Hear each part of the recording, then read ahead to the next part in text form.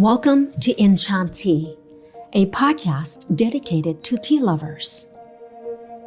A cup of humanity.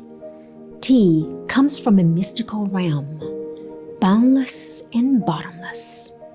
The EnChanTea Podcast celebrates the divine spirit of tea and the miraculous ways Camellia sinensis connects all of us. In each episode, you'll hear stories about tea and the meaningful connections she brings, from tea culture to her art and history. You'll be immersed in the boundless joy of the tea spirit. This podcast is presented by Nine Dragons Tea, an epic documentary unearthing the long-buried secrets and mysteries of the world's most popular drink after water. Hi, I'm Christy Hui, your host, fellow tea lover, writer, and director of Nine Dragons Tea. Sit down and let's enjoy this enchanting cup together. What an honor to have you on the show today, Bruce. Well, it's always a delight to talk tea with another devotee. Yeah. Yes, I've had the privilege of interviewing you numerous times on filming Nine Dragons Tea, and what a marvelous experience we had together. And I want to take this opportunity to share some of those magical tea moments with our audience. Sure. As tea historian, author of many tea books, including A Social History of Tea and many others, and owner of Elmwood Inn Fine Teas, we have a lot to discuss. Sure. So let's dive in. Glad to. My wonderful Bruce tea master, can you please do me the honor of briefly introducing yourself to our audience? How did you begin your tea journey? Well, it's a long tea journey. It's I almost have to go back to having been raised on a farm, which here in Kentucky, which gave me roots in the soil. And so now when I go around the world meeting tea farmers, I always say it's just two farm boys talking to each other. We know soil, we know plants, we know terroir, we know all those things. We know growing seasons.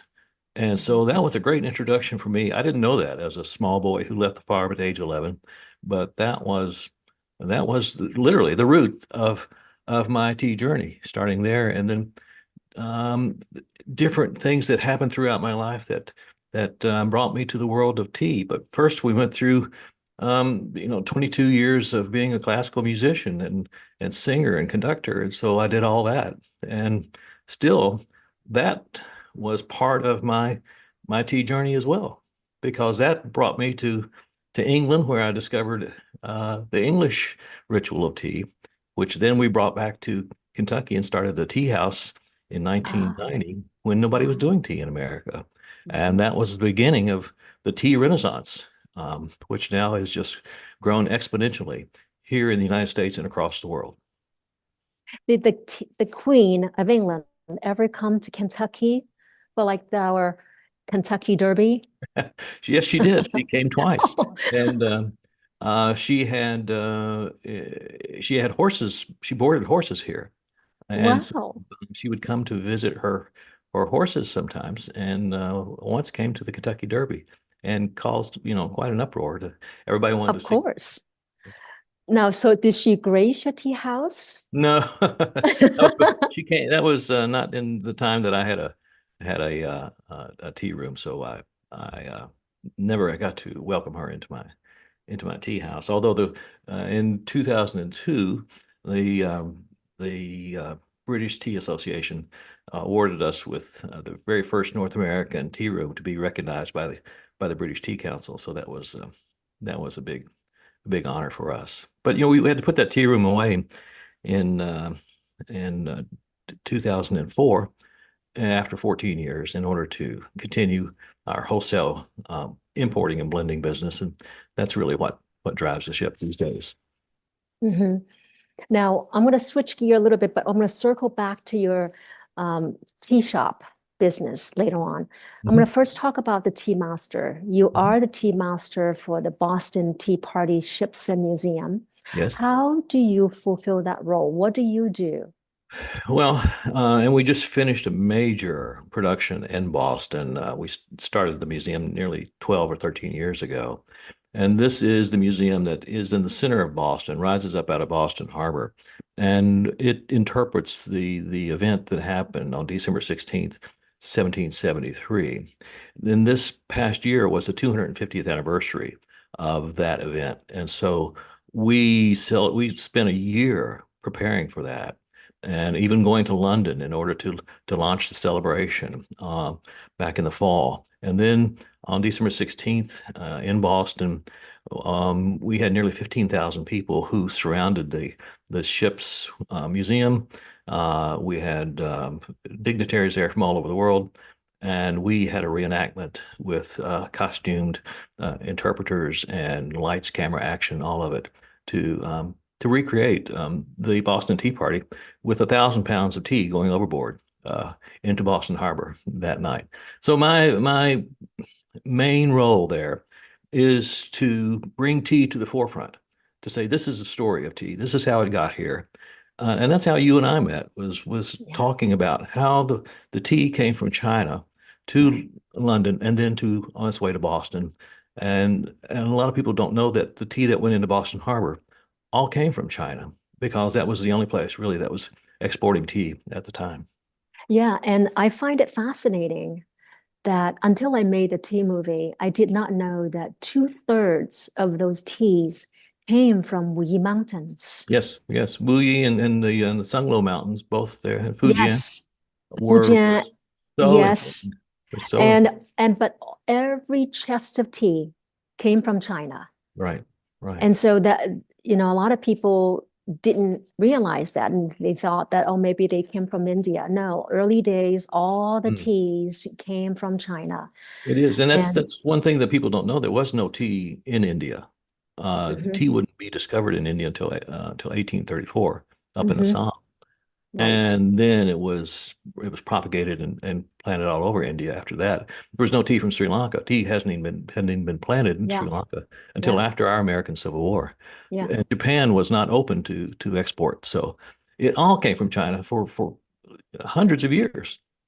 And we tracked down the entire story, and thanks to you appearing in the movie and explaining the greatest kept secret, uh, Chinese tea making. So, that I just, what a story. It was quite a I story. mean, I was back in every time I was back in Boston 3 times last year, and back in the Old South Meeting House where you and I mhm, filmed that day. mhm. And every time I go in there, just it's an honor to be in the almost a hallowed hall there. Yeah, yeah. And you suggested it. So I'm forever indebted to you for how that whole thing came together. And again, I think I talk about the magical spirit of tea, and I think tea has, you almost have to be called It is to be on your tea journey. it's a And vocation. Yeah, it's a yes, vocation. it it's The it's a meaningful it is. connection to tea. It is. And that's And that's that's what we have always thought, that it's a calling. mhm, And mhm. you don't always know it until maybe after you've been down the road a while and you look back and you say, "Oh, yes, I've been on this road for quite a while. I Yes, didn't I this is didn't didn't even realize it." yeah, this is the tea trail. Oh, I've been on the tea trail. Yeah, And right. Yeah. when I was filming at the Tea Party, the Ships and Museum, um, it was so nice to be able to taste a cup of Lapsang Souchong, Mhm, which is the origin of black tea that started to migrate tea into the West. mhm. And you had something to do with it, didn't you, Bruce? What of the The tasting, the different tasting? types of black tea Yes, offered at the museum. right. So I furnish all the tea to the museum. So when you go to the museum today, in Abigail's tea room, you can taste the 5 teas that were tossed overboard in Boston Harbor. Now, I have to tell you, these teas are much better than the original teas that went into Boston Harbor. And Yes. I often say that the great offense that George III cast upon our citizenry was trying to offload stale and Yes. outdated tea into the colonies. It was just atrocious. And so the teas we have today are fresh. They're less than a year old, and the quality is so much better than what would have been drunk there in Boston or in England in Yeah. the 1700s. You know, we talked about that in the tea film, that how lapsing Shusong was an accidental invention in Mm-hmm. China. Mm-hmm. And in Wuishan, actually, we traced that journey, right? But actually, it was, first of all, it was the tea that the Chinese rejected. Right. It was tainted. Yeah. Yes, it was too dark. We don't want it. It was too smoky. Let's sell it to the Westerners. Let's sell it They to the don't know what Westerners. they don't know what they're drinking. Exactly. So another thing I think that was really wonderful as I was walking around the museum that day after filming, one of the art panels really caught my attention, Mhm. and it was um, the mystery of monkey picking tea. Tell me, Bruce, did monkeys really pick the tea? Well, one of my favorite stories is telling that I got a call once from MTV. They were doing some kind of broadcast on tea for some reason, and so they wanted to know.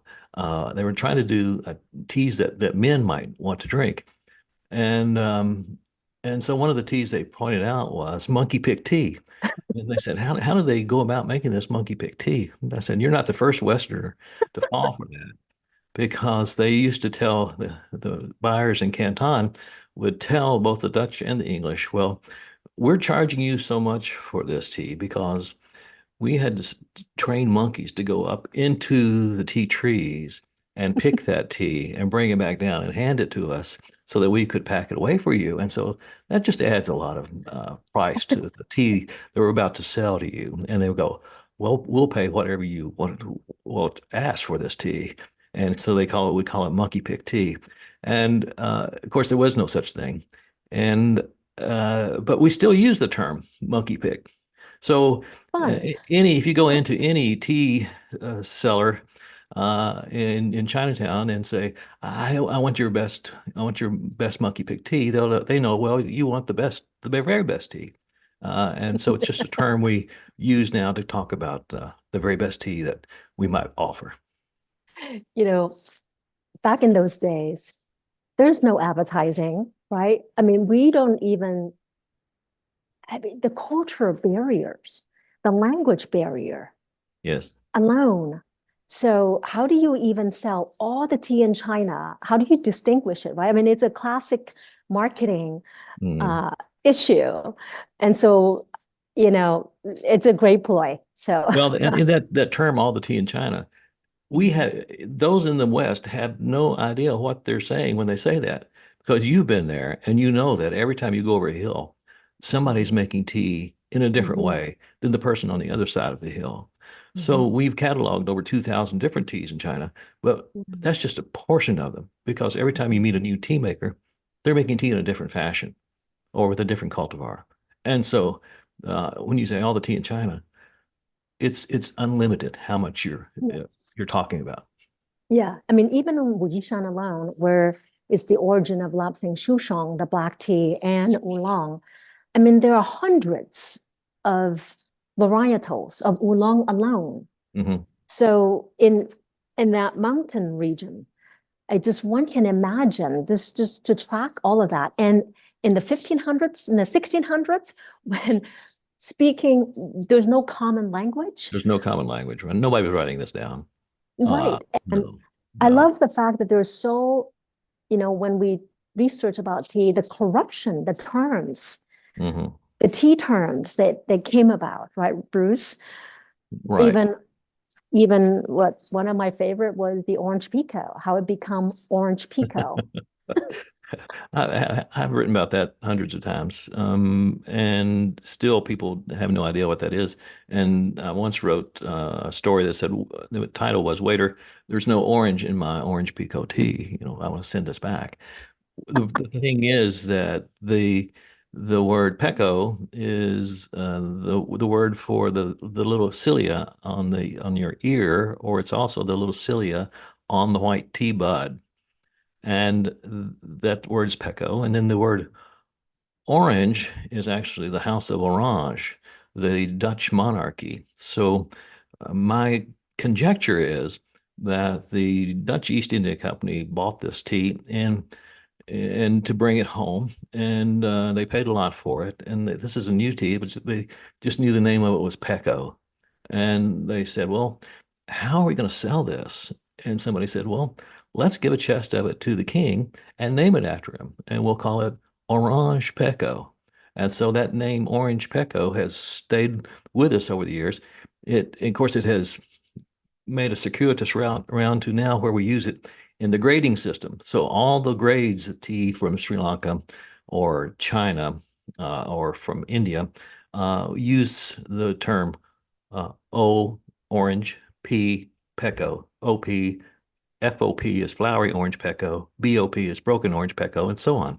So that's how we keep it going. Yeah, I find it fascinating because I speak Chinese. So when I first read about orange Pecco, and I'm trying to correlate that to Chinese. Mm-hmm. So then it was through sound. They're like, oh my goodness, it's Bakho. Mm-hmm. Yes, right. Bakho. Right. And so, yes, it's the house, the royal house is the orange in Dutch, in the Netherlands. So therefore, naturally is the royalty, because back then tea was so expensive that only the royalties and the high class Could afford elites it.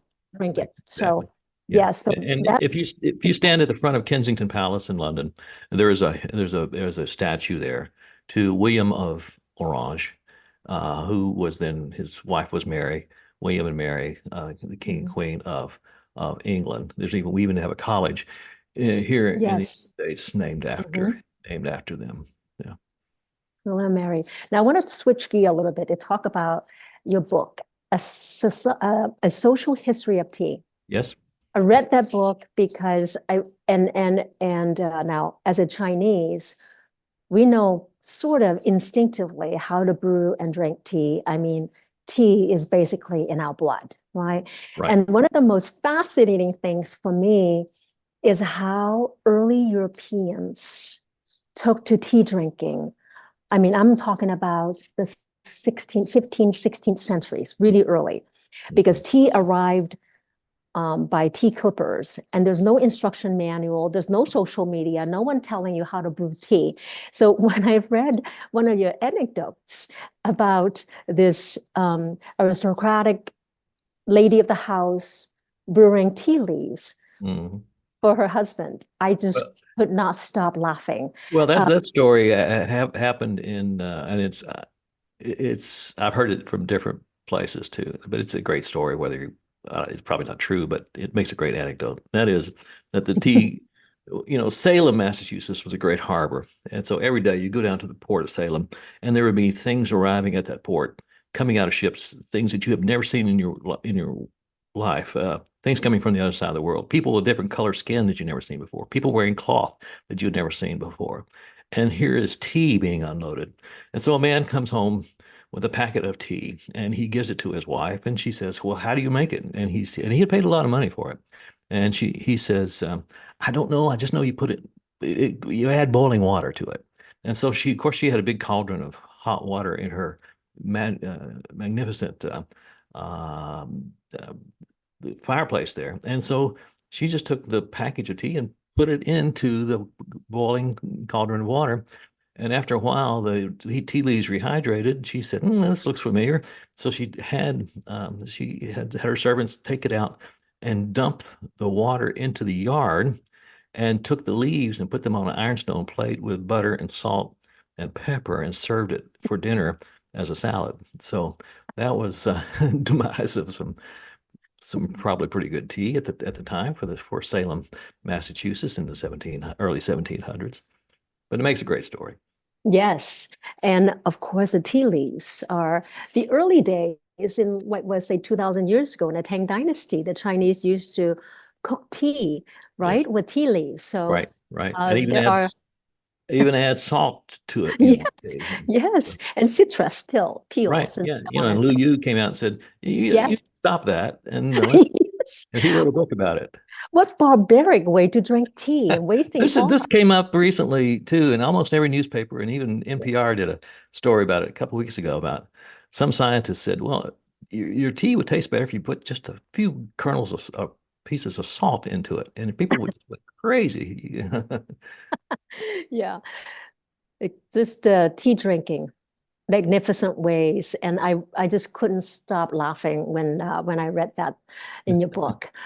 Well, Now, and I'm just back from Portugal, and I spent a lot of time in the libraries and archives there of the museums, and it's there was the Portuguese really who yes, who had the first interaction yes. with China and Japan, and in I the was gonna, 15 yeah, I was gonna ask you, yeah is the Princess of Braganza yeah. of So in Portugal? 1500s Yeah, you had the Portuguese explorers making their way to China and then to Japan, and you had this interaction, and they discovered tea.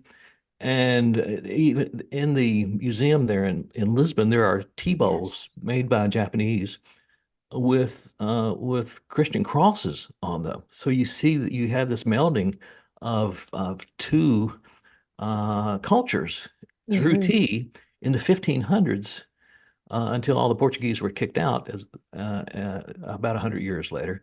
But it's just amazing that the Portuguese were the first really to discover it. And the Portuguese were the first probably to drink tea in Europe. yes, And so then yes, you have in 1658, you have, as often happens, the British monarchy needs to find a new queen, and they have to go outside the country to find somebody. And so they brought in this young teenager, uh, Catherine of Braganza, Braganza.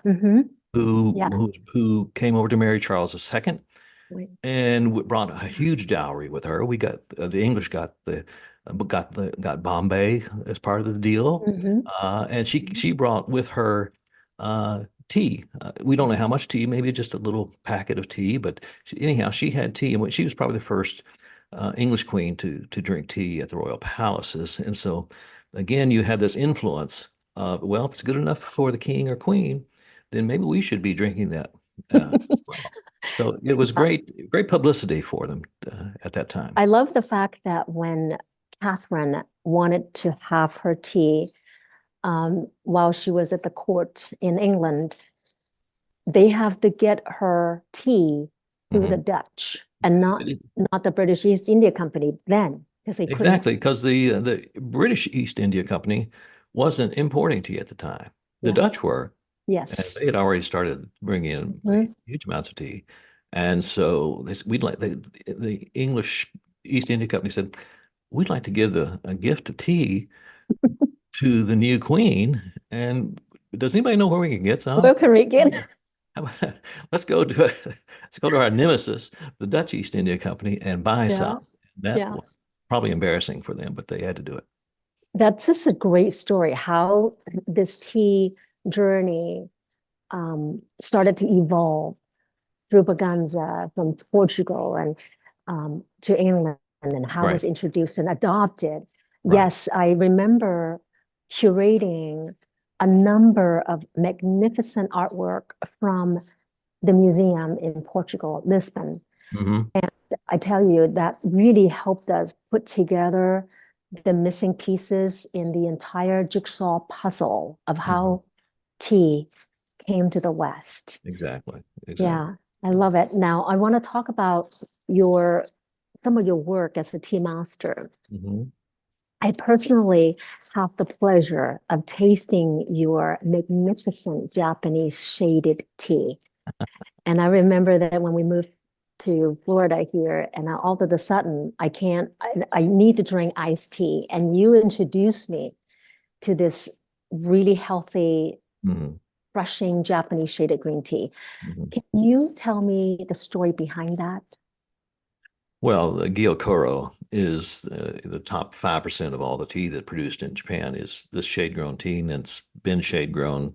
Um, for centuries. And in America, we drank a lot of Japanese green tea 150 years ago. And as a matter of fact, 40% of the tea we consumed in America was Japanese tea. Now, not all of it was Gyokuro because that was very expensive, but we were drinking Japanese green tea. Gyokuro is just a beautiful work of art. There's so much work that goes into it, but it makes one of the softest, most gentle green teas and one of the healthiest green teas that you could possibly drink. Ours comes from a farmer in Kagoshima, which is southwest of Japan, one of the long peninsulas that extends down, pointing towards Okinawa. And again, they have a volcano there, just like Shizuoka does with Mount Fuji. So the volcanic soil helps grow this tea. And this is Master Sakamoto, who makes my Gyokuro, and he completely re-engineered all the soil. It's one of the most beautiful organic farms I've ever seen in my life. And when I walked into his garden the first time, the plants are almost vibrant, and I could feel almost the energy coming off of them. And then that was before I heard his story of how he produced this. But he plunges that tea into 95% darkness for 3 weeks before they harvest it in the early spring. And that tea then is gently steamed, and then it's manufactured into the beautiful tea called Gyokuro, which a lot of my students cold steep it rather than using water that's about 175 degrees. They'll put it into a cold steeper with filtered water and keep it in the refrigerator and drink it all day long. So it's really healthy, filled with umami flavors and also filled with EGCG, great antioxidant that you find in green tea, and it's filled also with L-theanine, which is the amino acid that's is perfect for your brain. Brain health. Yes. Perfect. Let me ask you this, Bruce. Does that method of production, the shaded tea plants, and the gentle way of curating and processing the tea leaves, does it preserve more nutrients in the tea leaves? Well, yeah, you see there's hardly any oxidation that goes on with it. So it's very gently steamed. Now, the thing that people don't understand often too is if you're going to drink tea like this for its health benefits, you need to drink it probably within 10 months of its manufacturing. Because after that, all those properties will start to dissipate. That's why people come to me and they say, I tried green tea. I went to Walmart and bought, 200 tea bags for 99 cents. And it just ain't the same. What happened? Well, you just can't do things like that and expect to have a good tea experience. Well, maybe they should boil them and then eat the leaves. They will get more nutrition out of it. Right. Always, which brings me, I just wrote an article on, what is good tea? And we talk about good tea all the time. And one of my favorite stories is a few years ago when we were in the George O'Keeffe home out in Santa Fe, and we were going through George O'Keeffe's house, and we were going on the way to the kitchen on the tour, and we passed through the pantry, and I thought, oh, this is George O'Keeffe's pantry, and there's the beans that she had, and there's the rice, and all these different things. She put them into mason jars and hand wrote on little labels what all these items were. And I came to one jar and it said tea. I thought, well, great. George O'Keeffe was a tea drinker. Good. But right next to it was a jar that said good tea. So you see, George O'Keeffe knew the difference between just, any old tea, and then there's good tea. And I'm sure there are people who came to her house that she would serve tea, and there were others she would serve good tea. And it's mainly because she knew who would appreciate the good tea and over just a common tea. So what was her good tea taste like? Well, I might not consider it good tea these days, but she did have a brand of tea that she enjoyed quite a bit. But she had an herb garden. She went out and made a lot of her own herbal blends as well. But anyhow, I was asked by the George O'Keeffe museum in Albuquerque, in Santa Fe, to design a line of teas based on George O'Keeffe. And so I did that. And the whole line was called Good Teas. And so we designed 3 or 4 different teas based on George O'Keeffe's life. And I love the fact that you take good tea. Are they packaged in mason jars too? No, they're not. They're in a standard steel tin, but Good they all say tea. good tea. Yeah. Yeah. Now, I also read that you secure your tea, import your teas from Darjeeling. Well, Darjeeling's been one of my favorite teas Yeah. years, Can and we, I've imported from there for almost 30 years. And it used to all come in big wooden chests, but no more, because wood is so hard. There's only about 85 or 86 gardens on that mountain, and on a clear day you could see Mount Everest way back in the background. But that is the holy ground of good tea in India, and it's considered one of the best. And here we talk about teas that are either first flush, second flush, monsoon teas, or then autumn flush. So we buy the tea not only by the season, but also by the garden. Sometimes the gardens, for instance, a garden might be, it's very hilly. And so a garden might be 1,000 feet difference in altitude from the top to the bottom. And so we even sometimes in those gardens distinguish between the upper gardens or the lower gardens, because they'll taste different, almost like a Pinot Noir. This, having living in California, what makes great Pinot Noir is that early morning fog that comes in and protects the vineyard, and then the sun comes out, warms up, and gently encourages the grapes to produce their natural, wonderful flavors. And without that fog, there would be no Pinot Noir that we want to drink out of Sonoma or from the Central Coast. And it's the same thing with Darjeeling teas. Those hillsides takes a while for the sun to hit them and warm them up gently, and then cool them down in the evening, and that makes all the difference in those teas, in the taste of them. Yeah, the terroir you talked about. Darjeeling was very similar in landscape and terroir, like Wuishan. Yeah, exactly. Yeah, so the altitude and elevation and the formation of mountains and the rocks. So it is a magnificent region. I can't wait to one visit Darjeeling. And the English certainly know how to pick the tea planting region.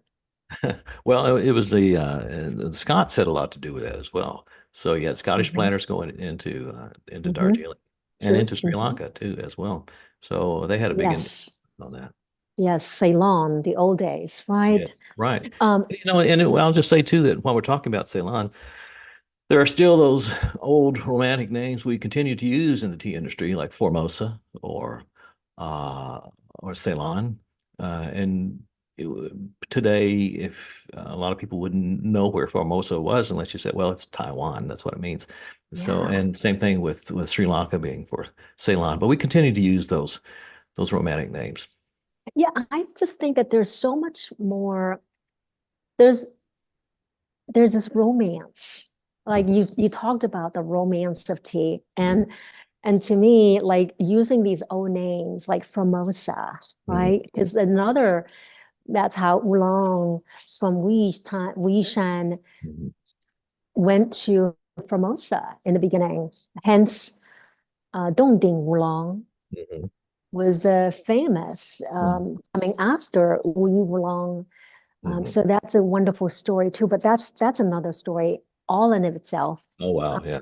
Yeah, I wanted to ask you, Bruce, as a tea person now, you're living my dream because you get to travel around the world and, talking with tea growers, tea farmers, and tea masters and drinking tea with them all over. I mean, it is my dream to do that.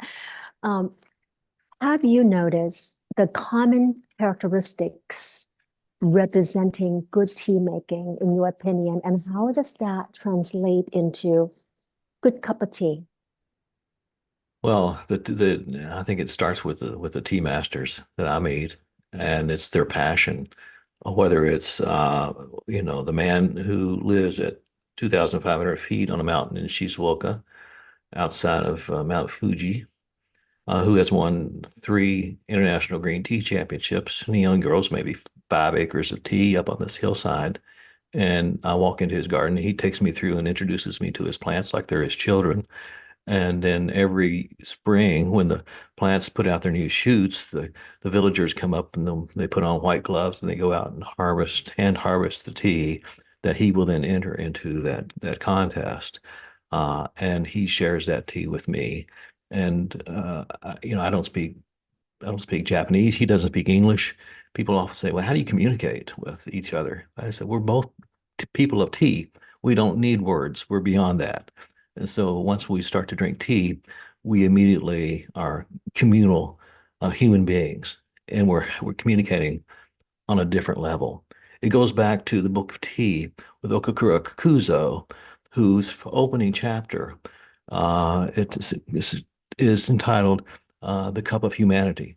Tea is that communal cup that brings us together, no matter where we go in the world. So, in the month of January, I visited tea people all over Portugal, and immediately when I go into their shop or their tea room, let's have a cup of tea, and we're immediately brothers and sisters in this magical elixir. So what is your most memorable experience with tea? That's hard to say because I've had, so many.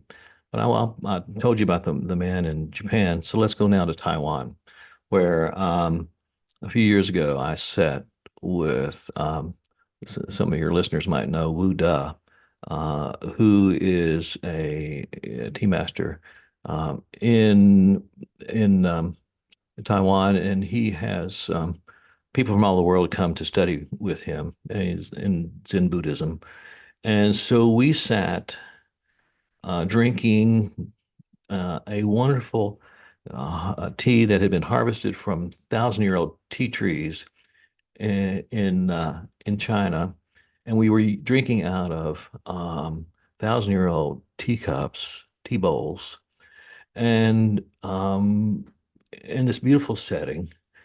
And we were drinking Gung Fu style, meaning that he would steep the tea just very softly and gently, and then pour the tea into the cups, and we would drink them, just one other fellow and I, and then we would just contemplate what's going on with the tasting of these. And we infused that tea 16 times, 16 infusions. It took 45 minutes to go through those 16 different infusions, and we did it all in total silence. We never said a word. And so after a while, I used to get lost in this beautiful aura that encloses us. And it was one of the most beautiful tea experiences I've ever had in my life. It's a solitary, communal experience.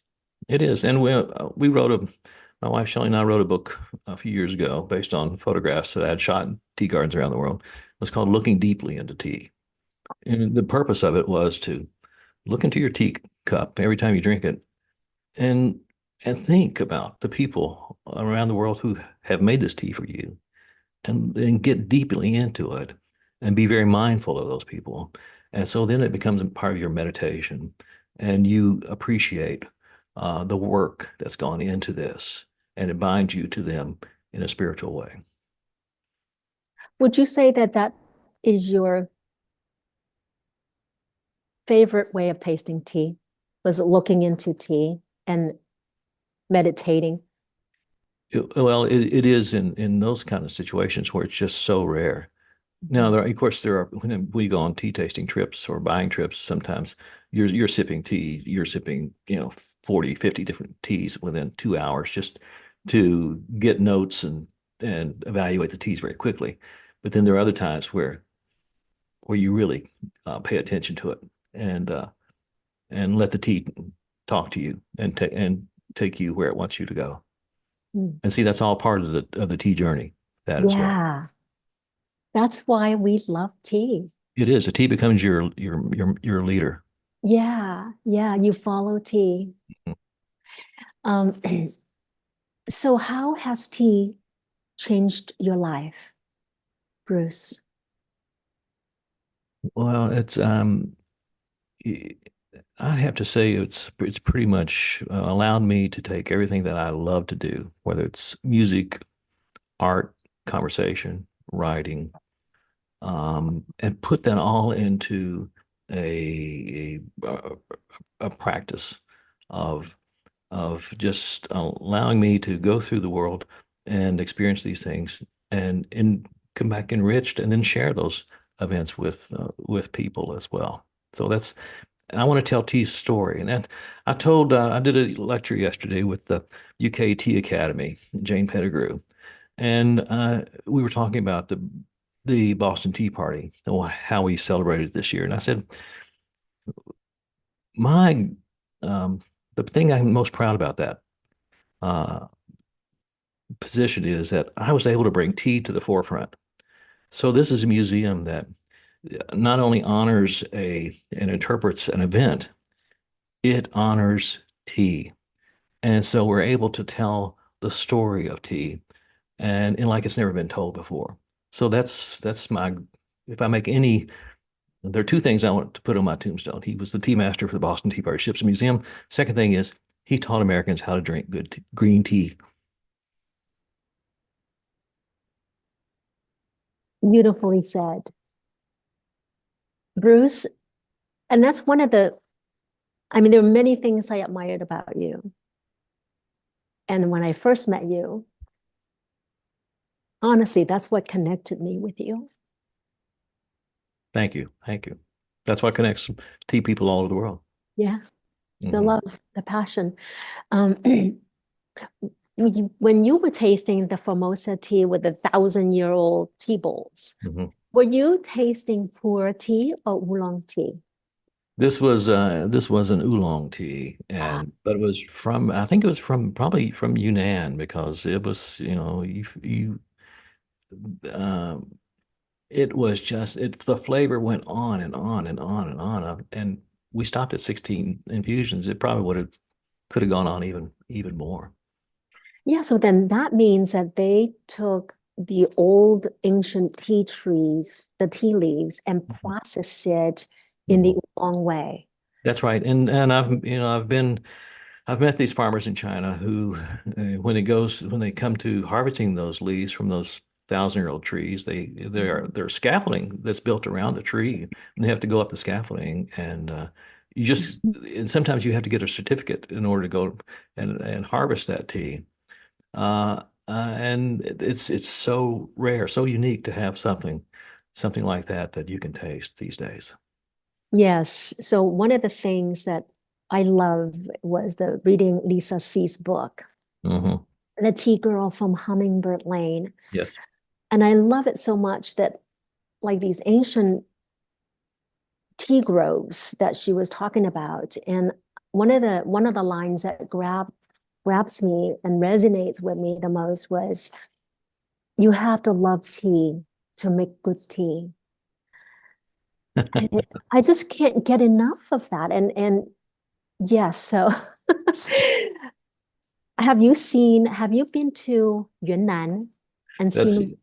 I have not. I've met a lot of farmers in China who are from there, but I've not made it all the way that far into the interior to Yunnan. It's on my to-do list here. Yes, me too. I'd love to go, and maybe, who knows, maybe our tea journey will crisscross and will merge, and it's on my bucket list to see.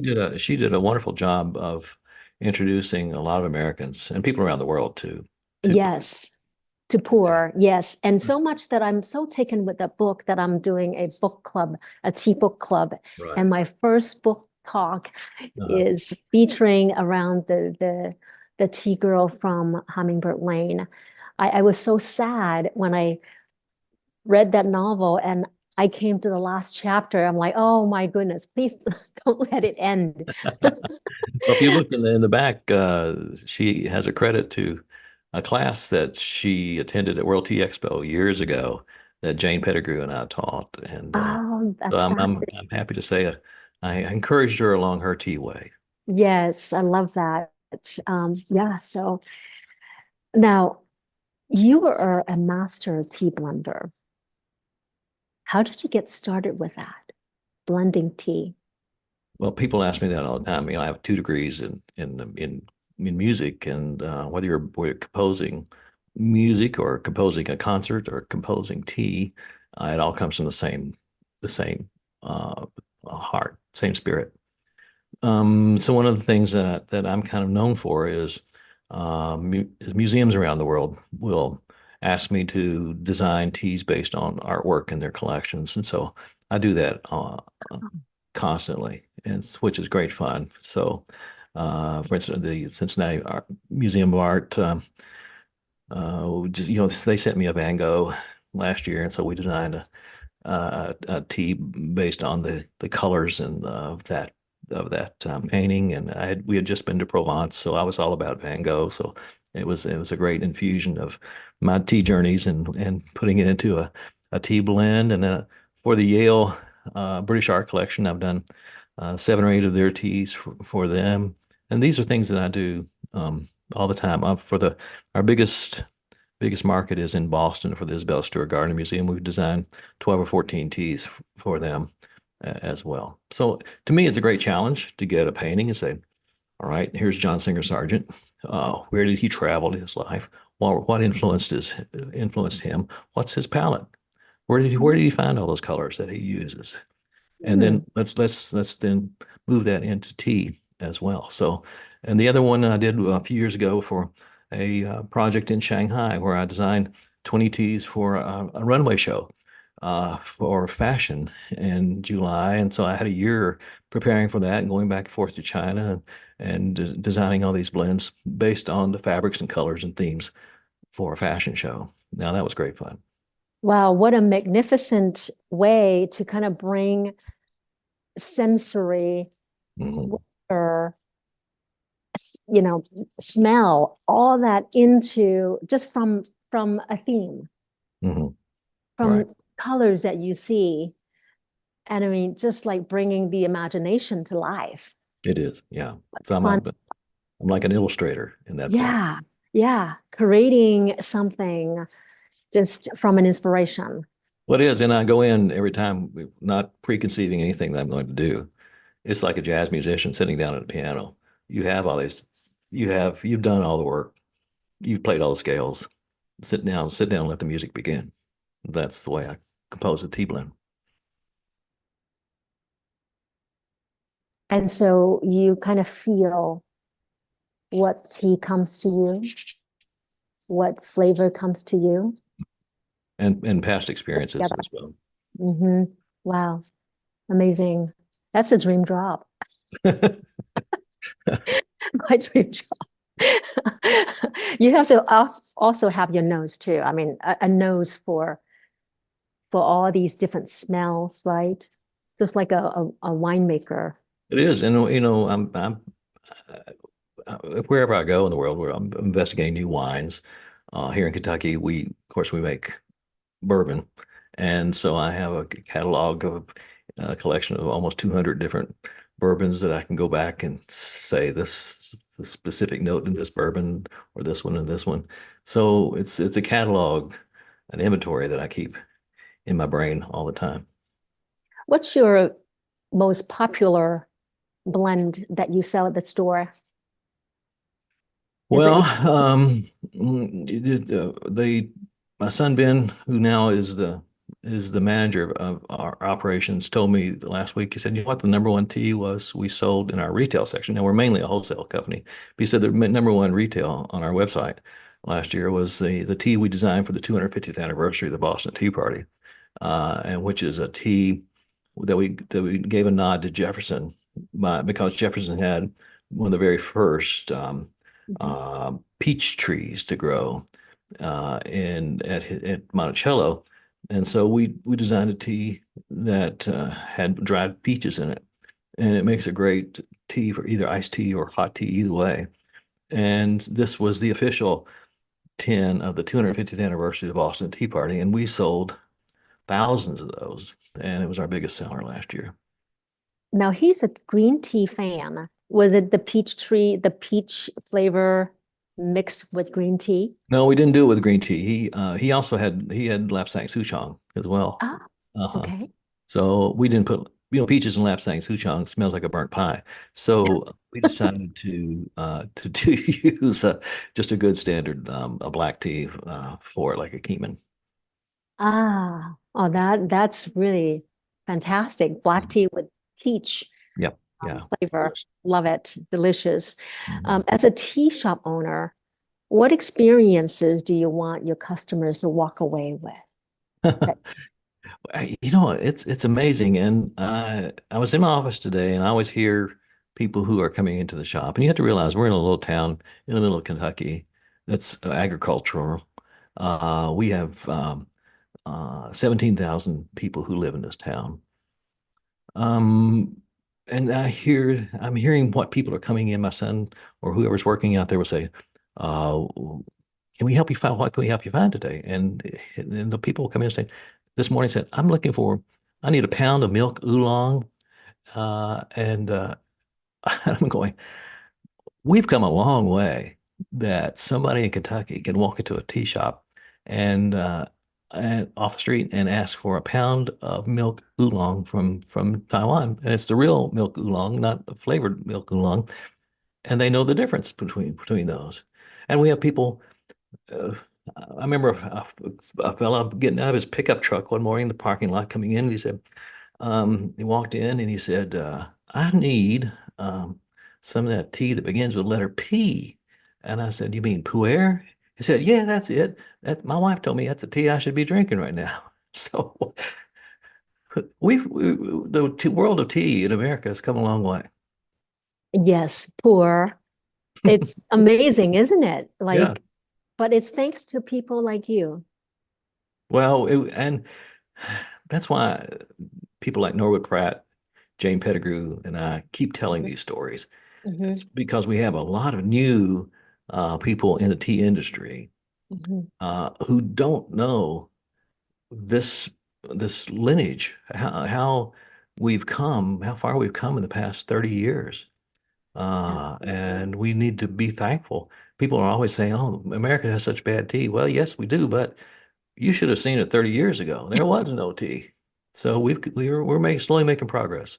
And now in a small town in Kentucky, people can pull up and say, I want that milky oolong. That's stunning. I mean, milky oolong.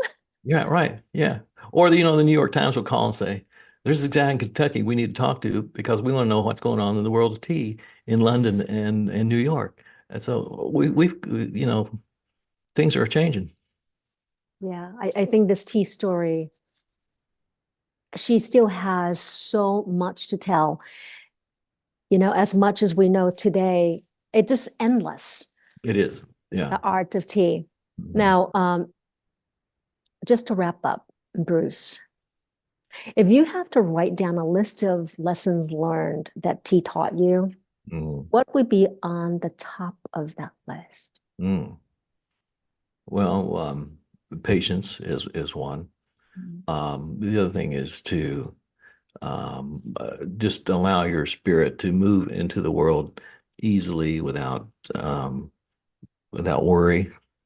Uh, uh, to be communal with people, to ask them over a cup of tea, well, tell me about yourself, and get to know them with this communal cup that we carry with us wherever we go. Those are the main things that tea has taught me.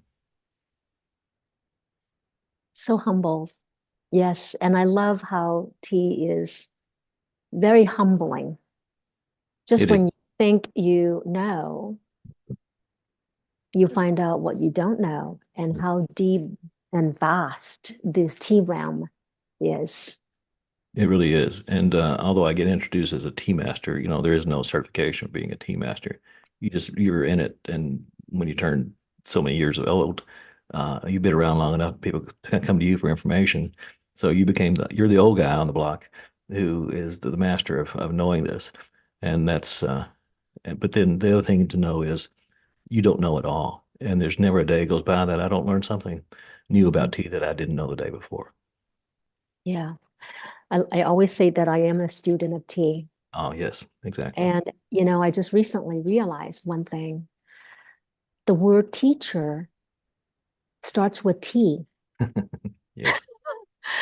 I mean, yes, we take it for granted, right? These simple words. And I just suddenly dawned on me. Teacher starts with T. Go for that. Yeah. That's a good bumper sticker to carry with you. Yeah. And last question, Bruce. What does tea mean to you? Well, it is my passport to the world. It is. It's given me entree to the world, and for that, I'm most grateful. Yeah. Well said. It's amazing. Thank you, Bruce.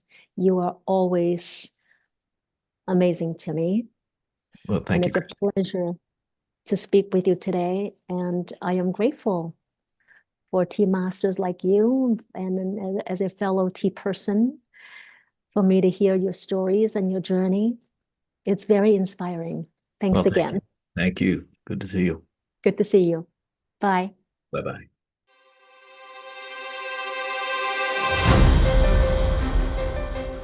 That's all for this episode. I really enjoyed sharing this cuppa with you. For tea flowed between us, bestowing her wisdom in the leaves. Remember, it's not about the tea you drink, but the spirit you bring to your tea drinking. Thank you all for listening. Until the next EnChanTea, may the tea spirit embrace you. To join the Nine Dragons Tea Society, visit ninedragonstea.com.